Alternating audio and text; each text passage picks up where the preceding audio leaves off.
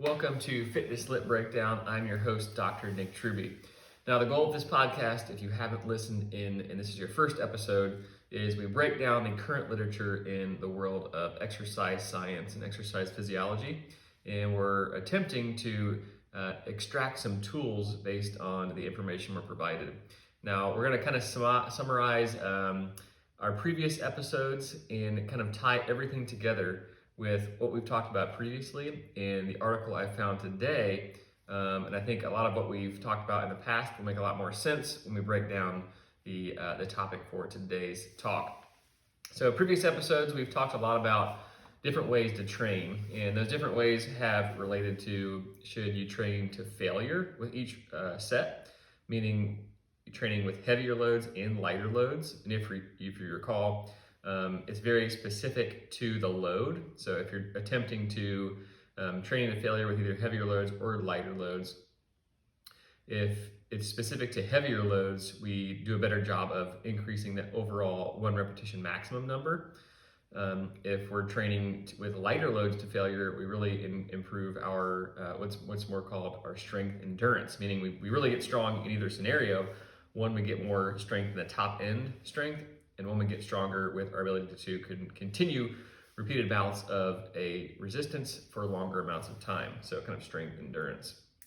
We've also looked in the ways of which those two methods have an effect on your physiology, meaning that if you're going to be exercising with 90% or more of your 1 repetition maximum, yes, you do get very strong, yes, you do improve your 1 rep max, but at the same time, it can be very deconstructive, I guess is the word you could use, to things like your musculoskeletal system, your joints, your ligaments, your tendons, things like that. They can break down over time, especially if you're not giving yourself adequate rest, if you're not doing things that will aid in recovery like soft tissue work, mobility, flexibility, enhancing technique, those things like that. So I think we talked about in the past cycling on and off with heavier loads and lighter loads, so you can still maintain and improve in both strength and strength endurance, but give your body the ability a chance to recover and heal from those previous training sessions. So it's all about, if you've noticed a pattern in how I like to speak to exercise, it's all about working, obviously,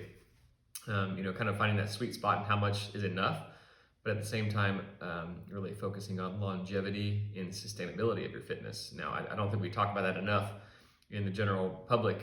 It's more geared towards certain types of exercise, or how hard you can work, or how much you can sustain and things like that. But it's for me, it's more about how you can be active every day and doing that from now until forever, right? That's really what overall health is about. So we've also looked into things like sets and rest ratios, meaning that if you're working at a higher intensity, speaking directly to resistance training, meaning more resistance, you need more time in between sets for rest. If you're using less of a resistance, you likely need less time for rest. And you're always trying to optimize that balance between rest and work, because we've seen in the literature that if you hone in on very precise rest time, you get more out of your workout, meaning your adaptations are going to have a better likelihood of shooting for what you want, right? And at the same time, you're not trying to have a workout that lasts forever. For most people, we have other time constraints in a schedule where we can't exercise for hours on end. I know some people like to. I used to be one of those people, but at the same time now, you realize that you can't continue to do that forever. Your body, the rest component of the workout is just as important as shown in those studies. And then the last few weeks, we've really talked about when you're looking at programming specifically, how you're organizing certain training sessions, how you're planning for intensities of X, Y, and Z. What is the benefit of that in terms of a structured program? And at the same time, should we allow some flexibility in that? And what are some ways in which we can measure our readiness to exercise? Now, I know that may have seemed a little complicated, but at the gist of it, we're looking at first, what does the program, when we lay it all out, if we look at it on a timeline of day 1 to day 20 or whatever the days might be, are we looking at improving, but at the same time, where are we directing our rest? Are we allowing that rest to take place when we need it? Or are we speculating when we might need it, right? There's a big difference there. Is there a difference if I follow that path or if I allow myself some flexibility in the end result? and then ways to measure it. In last episode, we talked about heart rate variability as a great way to assess essentially your physiological, and there is a psychological component to it as well, your readiness to exercise. Now, everybody doesn't have that technology available to them. There are different apps that you can purchase on your phones. They do a pretty good job of assessing your heart rate variability. You can jump back to episode 11 and learn more about what that means and how you can actually track it to assess your overall readiness for exercise. And it basically gives you a green light saying, hey, yes, let's exercise at a higher intensity today. You're ready for it. You're going to adapt from that exercise and overcome, essentially be able to not put yourself further down the rabbit hole of overtraining. Or it says, hey, maybe exercising at a higher intensity might not be a good idea today. Let's take a step down, or even take a rest day in general. So that is a very scientific tool. A lot of evidence is mounting up and supporting its use for that exact purpose. But I also realized that there's some cost along with that. So my goal for today was, I found an article that uses one question, believe it or not, that you can ask yourself on essentially your readiness for exercise. And depending on your answer, there are 3 different choices: green, yellow, and red, just like a stoplight. And depending on your answer of that, it either says, yes, let's go for it, exercise with higher intensity or higher volume, whatever that more day would be. Yellow saying, hey, let's be a little caution. Let's throw some caution here. And let's say, hey, we can exercise, but probably not to the extent of which maybe the program is wanting us to. Let's take a step back. I don't want to say go through the motions, because that's never the case. You're still focused on your technique and your programming and things like that, but maybe dialing back the intensity or dialing back the volume, one or both of those, depending on how you're feeling. Or you're answering red, maybe it's a great day to just take a rest day, or focus on some breathing and some foam rolling, or whatever that might mean, for just trying to enhance your recoverability for that day. We'll talk more about that once we dive into the article, but I love this paper that I did find here. It was recently published, I believe, within the last year, actually this year, 2021. So it is new, and I love it because they were able to use essentially a no-cost tool to assess your readiness without having to go on and purchase and understand all the heart rate variability and things like that. So if you're interested in more of the science, jump back to episode 11. If you want to learn more about how you can do this for free with one question, keep on listening. Okay. So real quick, we're going to dive into some of the intro part of this paper, because I like how it talks about periodization in programming. And I think understanding this from a basic level is going to allow you, if you're programming for yourself, or if you're working with a strength coach or a trainer, having a better understanding of why exercise sessions and programs are organized the way they are will allow you to have some more insight to what you're doing, what you're trying to accomplish, and why you're doing it. I think that's super important. You can't, the why, I think, gets glazed over too much.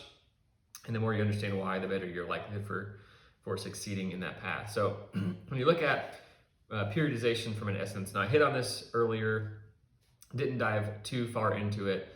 But when you look at periodization, we're really talking about a planned distribution and/or variation in training methods in a means to basically cycle or on a periodic basis. So you have a program in place, and we'll talk about different ways in which you can use this periodized type of training program, but you're planning specific amounts of intensity, specific amounts of volume, specific amounts of rest, and you're trying to dial all that together to essentially peak on a certain day of the week, on a certain day of the month, on a very specific part of the season. If you're talking very specific to like athletic environments, maybe you're trying to peak closer to like a postseason type scenario where you want to be at your highest performing abilities when it really counts. And that's what periodization is all about. So most of the time we're altering intensity of the training sessions, how much work you're doing, aka volume, and when is the appropriate time for rest. And essentially we're trying to dial all that together so you're peaking at a very specific time point. And if you've had my class before, any of my courses, if you're one of my old students listening to this, and you've taken my strength and conditioning class where we dive into the theory of super compensation, you can roll your eyes or break out your old notes.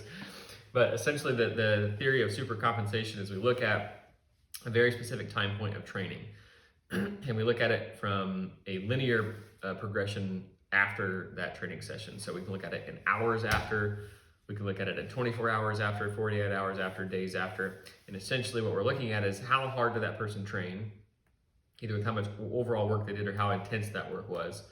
And we look at how much time it takes for you to replenish those energy stores that you used for that training session. How mentally and psychologically difficult was it for that person to do that type of work, right? Because we can't forget about that. And the neural component is just as worthy of tracking as the physical component, because the person still has to motivate themselves to work, right? And we can't forget about that. And all those things tend to degrade immediately after the training session, right? You're fatigued, you feel it, you try to produce X number of force and you just can't because the energy stores aren't there, you're psychologically not prepared for that amount of work, all those things take place. So there is that alarm state immediately after, and that usually is a few hours that you feel that way. And then over the next 12 hours to 48 hours, we see a slow rise in our preparedness for work. And what we're shooting for with the theory of supercompensation is just in that word, in that we're hoping that we see a supra-physiological, aka super compensating, extra compensation for the work we did. And we're hoping to really replenish those energy stores, maybe even top off, right? You're at the gas station and you're putting gas in your car and it clicks and you're told not to. And sometimes you're like, man, I got a long trip to go and I just squeeze as much as I possibly can into that tank before it starts to overfill. That's what we're hoping happens with our capacity to fill back those energy stores that we used, and maybe even get a super physiological readiness on the psychological and mental preparedness end as well, where you're like really feeling jazzed up, ready to work, excited to get after it, right? So it is a theory, but if you've tracked this over time, you do feel this in the way you feel and how you're working. Sometimes, the same exact set felt easier than it did 4 or 5 days prior to. Well, likely you've super compensated in more ways than one.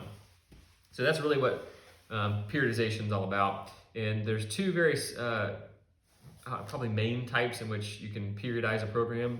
The first is linear, and you really start with a higher volume.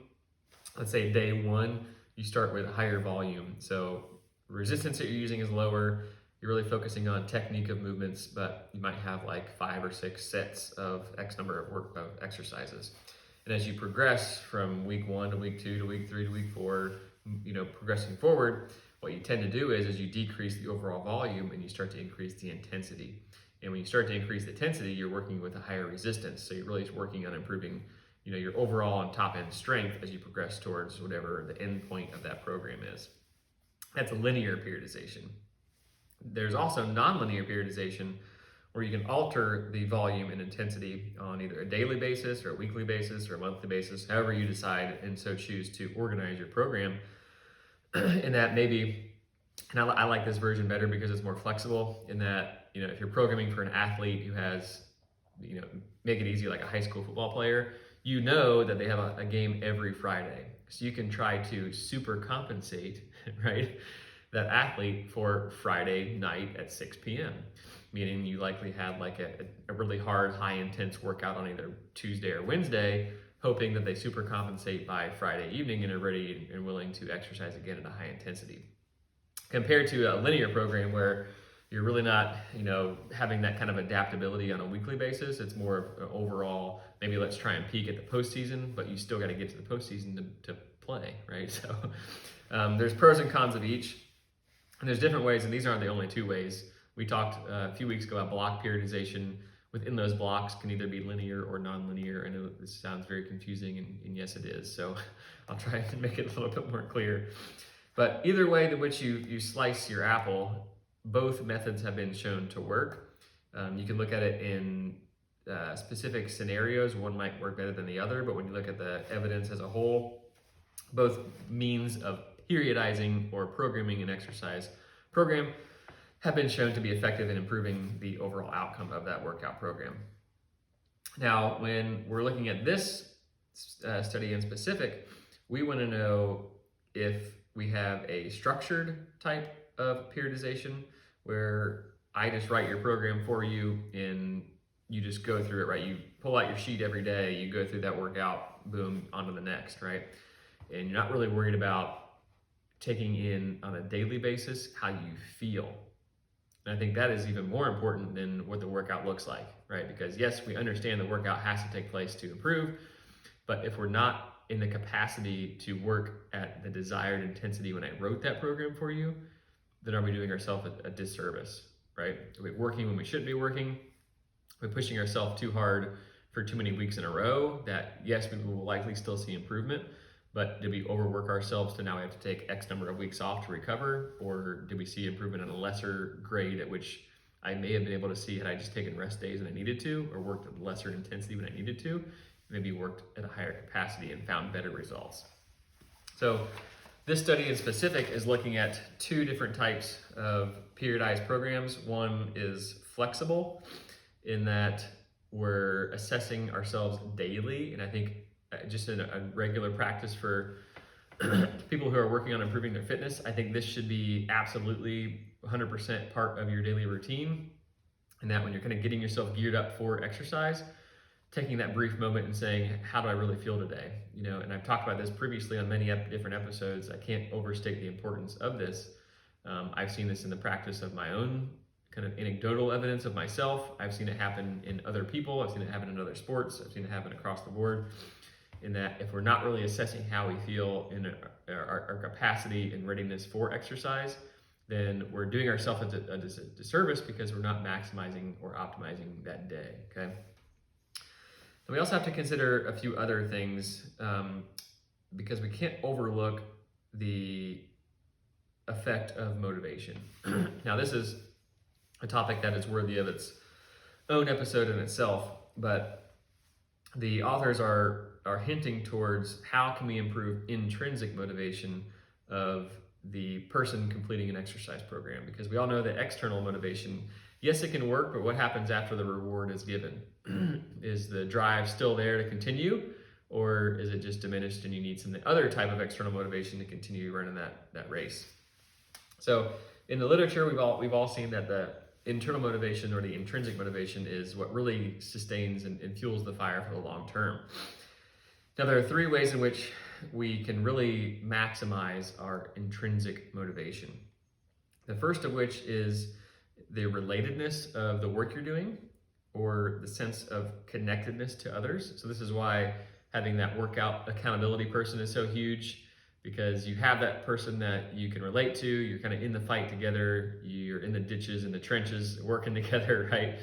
And you have that companionship that allows you to enjoy the process. And enjoying that process kind of rubs off on the work, and you really start to crave that exercise session with or without that exercise partner if you've done it for long enough. Or it could be the relatedness to what you're doing. And this is where, if you've ever been into an exercise program that, you know, you can't make the connection between why you're doing it and then, you know, what you're actually going to gain from it, right? Is it improving my life better, or am I just working really hard to work really hard? And I challenge you in any exercise program that you're doing now or in the future, that you really make the effort to relate exercises you're doing, the intensities of what you're doing in that, and how they're going to benefit your everyday life. Okay, I think that'll make that relatedness factor alone will say, hey, I want to work out today because I know it's going to help me with X, Y, and Z that I'll have to do later this week or next month or whatever, right? It doesn't have to be that exact, but you know, I think you get the point. So that's the first one. The second one is providing some autonomy. Now, some people just like, hey, give me the workout today and let me go, right? Some people just need that not having to think about what they're going to do today. They just want the list of exercises. Now, I totally understand that, because that, you know, decreases the amount of choices you have to make on a daily basis. But having some autonomy, just in general, any behavior that you have, typically the more control or giving some control, you know, motivates that person to say, hey, you know what, this is my task. I can do this, right? So providing some autonomy has shown some evidence for improving intrinsic motivation. And the last one is competence, right? How much progress are you making on a given task? And I love exercise for this, because if you're consistent and you're doing things in a progression, you know, using progression, starting, you know, with a lesser amount of resistance and working to more, starting with an easier exercise and progressing to more challenging versions of that exercise, that alone just builds confidence and changes brain chemistry for the better, showing that, wow, I can actually improve myself in these challenging movements, and I can get stronger, and I can do more challenging exercises, and I can do a combination of both. Really intrinsically it increases that internal motivation for the better. So, and combining all three of those really gives you a lot of power for intrinsic motivation boost. I think that can last long term. So the goal of this study was to investigate that flexible type of programming versus non-flexible periodization. Okay, so kind of giving that, assessing each day how you feel. Do you need to do hard work, kind of lesser, medium work, or take the day off, or you're just going to do whatever I have planned for you? Okay, flexible versus non-flexible. The authors initially thought that, hey, maybe non-flexible is going to see better results, but we're going to have to wait and find out. The subjects in this study were 32 Division III college lacrosse players. So fit people, younger, yes, but they're both men and women. That's why I love this study, because it's both sexes. So we're not specifically talking about men or women. We can talk about both because, depending on how you slice and dice it, muscle is muscle. It doesn't care if you're male or female. We know there's some differences in hormones. We know there's some differences in anatomy, but when you break it down on a physical level and a programming level, there's really no difference between how you can program a male or a female. Okay, so they went through, I believe, 8 weeks of training, and it was all programmed by a certified strength and conditioning specialist through the National Strength and Conditioning Association. So this is a certified strength coach that programmed the workouts over 8 weeks. Most of the exercise sessions lasted about 60 minutes. And they did a pre-test at the start of the program, and they looked at upper and lower body power and strength. So they did like a max vertical jump test. They did a sprint test. They did a kind of change of direction test. And then they did an upper and lower body 1 rep max of the bench press and a hex bar deadlift. So they did this at the beginning, went through all 8 weeks. And then they tested it again at the end to see what changed depending on if you were in the group of the flexible, where you had to decide based on how you felt or of your readiness of that day, how hard you're going to work, or if you just took the program and ran with it. Okay. I believe they did 3 training sessions per week over those 8 weeks, and they were all full body days. So I'm not going to go through the list of exercises, but they were all full body and allowing enough time to rest in between. So they were all non-consecutive. And they also did 2 times per week speed and agility training sessions. So they focused on both speed and agility and improving strength over those 8 weeks.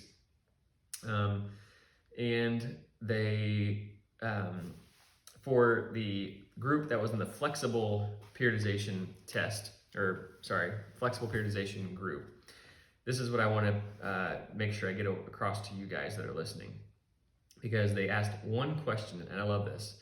It's very simple. We're not looking at advanced technology where we're what in the world kind of interpretation of the data we're looking at.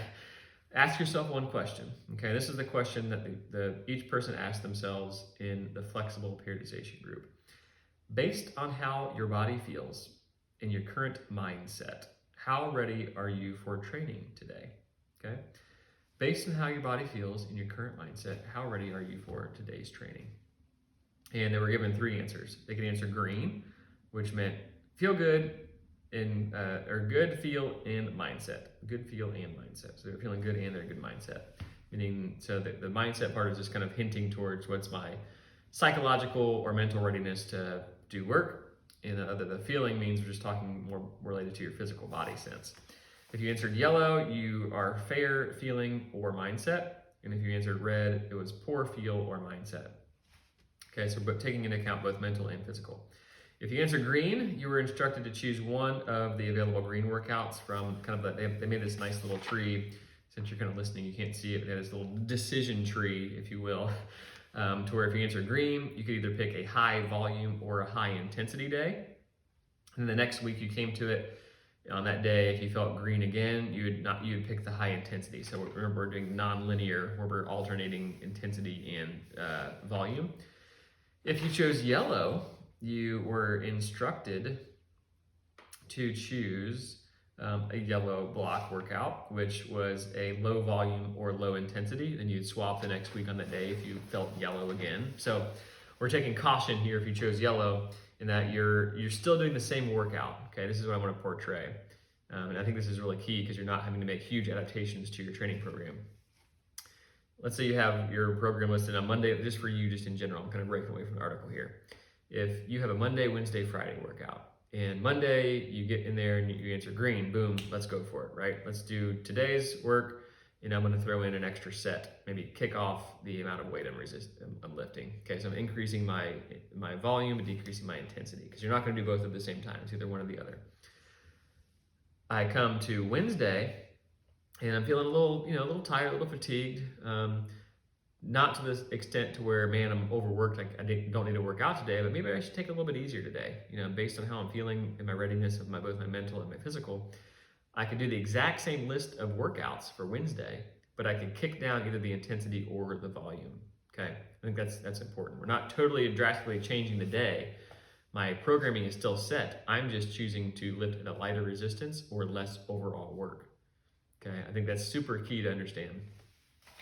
And if you answer red, then it would be no workout. And you can choose, depending on who you're working with, or if you know your body in this sense, do you just need a total day off where I'm just kind of not doing much at all physical activity? Or is it just a day to go for a walk and enjoy myself?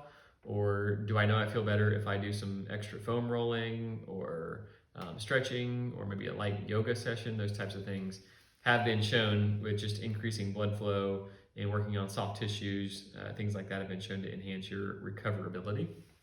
But no workout will be done. So you would just nix the day, come back to it on your next day. Okay, so I think that right there, just if you were to take that away from our talk today, then I think that's above and beyond what you can do without any technology. It's all for free. Just ask yourself that one question based on how your body feels and your current mindset. How ready are you for today's training? Okay. If it's green, go for it. If it's yellow, do the same program to work out. Just decrease how much work you do or the resistance you lift. If it's red, you're not doing it. Okay.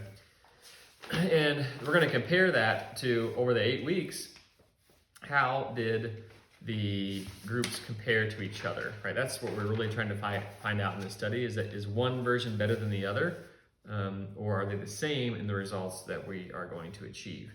Now let's look straight into it. We're right here. I got my results pulled up.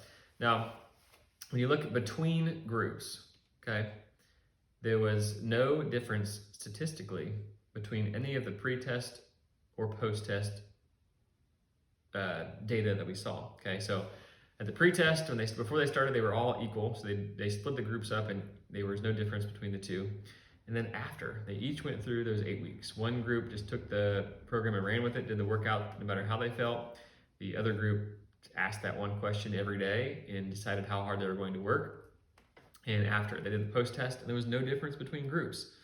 Now, it's not significant statistically, which means that's very important from the interpretation side, in that I can either choose to just keep pushing past my fatigue and pushing past my non-readiness, which likely in the long term will decrease your intrinsic motivation, right? If you're repeatedly being told to work against your will, I don't want to sound that serious, but if you're continually repeating to work when you're super tired, when you're fatigued, when you're not ready mentally or physically, but you continue to do it, that can only last for so long, right? You can only push yourself for that long. Some people might be able to do it for years. Some people might be only able to do it for weeks or days, right? But our goal for exercise, and the way I'm talking here, is I want you to be able to exercise from now until forever, right? So continuing to push past is only going to last for so long. That's not really setting any kind of behaviors either that are more long-term. The beauty of that is that when you're assessing yourself on a daily basis and meeting with your readiness for how ready you are to work with the capacity for what you're going to choose to work, and aligning those two, right? If you're feeling great, go for it. If you're feeling, I still want to work out, but I'm not feeling amazing, we'll decrease the work you're doing or the intensity you're working at. If you don't feel great, don't work out. We're seeing the same results.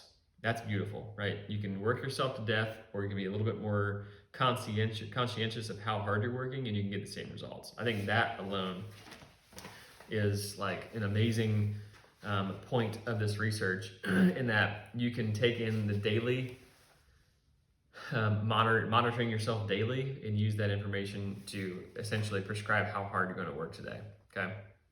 Then they looked at all those measurements, right? They looked at your deadlift 1 rep max, they looked at bench press 1 rep max, they looked at vertical jump, they looked at speed, and they looked at the change of direction test. And each group progressed. Statistically, each group got better, but there was no difference in how much better they each got, okay, between the two groups. So you're gonna get better either way because we're doing it very progressively. The program that was designed for both of these groups was done from a very professional level, from somebody who knows what they're doing, who is getting paid as their career to program and work with these athletes. So we know that's not flawed, right? We know it's done correctly. So either way you do it, you're going to improve, but one sets you up for more intrinsic motivation, which the authors are really worried about. Do we give that person some autonomy to choose how hard they want to work? Did we allow for that person to progressively get better, right, as they work from week 1 to week 8? And were we giving some relatedness to why they're doing it and how that's going to help them perform better on the playing field, right? So the intrinsic motivation side is even more amplified because we're giving a little bit more autonomy to how much we're going to work rather than being told just what to do and how to do it, okay? So I think that is likely the best takeaway message for you, in that I want you to assess yourself every single day if that day is being programmed for exercise, okay? Now, if you're working with a trainer, this could even be a discussion you have kind of maybe during the warm-up of that day, because likely more often than not we can still exercise. It may just be at a reduced capacity compared to what that person had planned for you, and that's totally fine. That's not seen at all as a failure for the day. If anything, it's showing signs of you progressing towards lifelong fitness and much more sustainable fitness, that you're going to see results basically forever, compared to always taking 2 steps forward and 1 step back because you're having to take extra time to rest or recover, or you get nagging injuries and you got to recover from it. Those types of things will happen when you overwork yourself chronically over long periods of time. So take that time, address it, see how you feel, answer that one question. If it's green, go for it. If it's yellow, decrease the amount of work you're doing or the intensity at which you're working. If it's red, take the day off or do some of those recoverability type strategies that work for you. So I think that alone, take it and run with it. Hopefully that was of help today. I think that's very valuable information, and it comes at 0 cost to you. Now, thank you again for following along today, hopefully kind of recapping our previous 11 episodes and kind of showing how you can apply all of those things, but apply it at a way that matches the way you feel and your overall goal of your program, okay? Now, I would love for, if you have extra time and want to jump in here real quick, a rating or a review of this podcast, or if you want to drop in the comment section and if you have anything that you'd like the next episode to be, I would love to hear your feedback, because the more in which we can get some ratings and reviews, we can start to grow our audience to get more people involved in the understanding of the things we're talking about as it goes toward exercise and longevity of fitness. So thank you again for joining, and come back next week for episode 13.